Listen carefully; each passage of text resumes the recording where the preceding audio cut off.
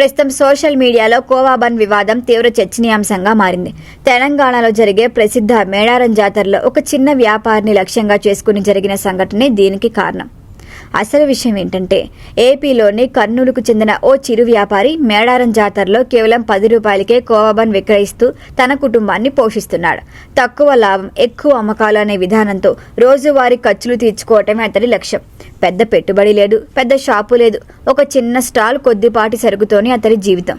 ఈ సమయంలో ఒక యూట్యూబ్ ఛానల్ నిర్వాహకుడు ఆ వ్యాపారి వద్దకు వెళ్లి కోవా బన్ నాణ్యతపై అనుమానాన్ని వ్యక్తం చేశాడు.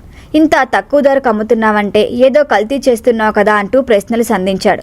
అంతేకాదు ఆధార్ కార్డు చూపించాలని ఒత్తిడి చేయటం, చుట్టూ గుంపుగా నిలబడి విచారణ చేయటం, ఇలాంటి చర్యలతో ఆ వ్యాపారి భయభ్రాంతులకు గురయ్యాడు.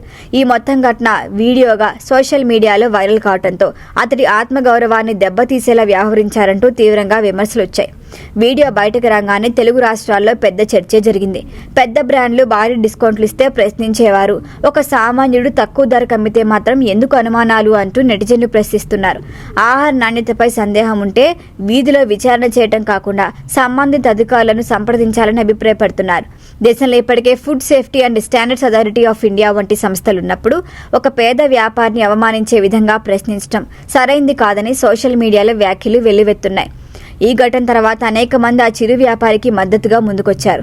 సోషల్ మీడియాలో పోస్టులు చేస్తూ నైతిక బలాన్ని అందిస్తున్నారు. అంతేకాదు ఫోన్పే నెంబర్ షేర్ చేస్తూ ఆర్థికంగా సాయం చేయాలని కూడా పలువురు పిలుస్తున్నారు. ఈ ఘటన ఇప్పుడు 2 తెలుగు రాష్ట్రాల్లో విస్తృతంగా వైరల్ అయింది. అలాగే అతడి స్వగ్రామంలో కూడా ప్రజలు అండగా నిలుస్తూ వీడియోలు విడుదల చేసి మద్దతిస్తున్నారు.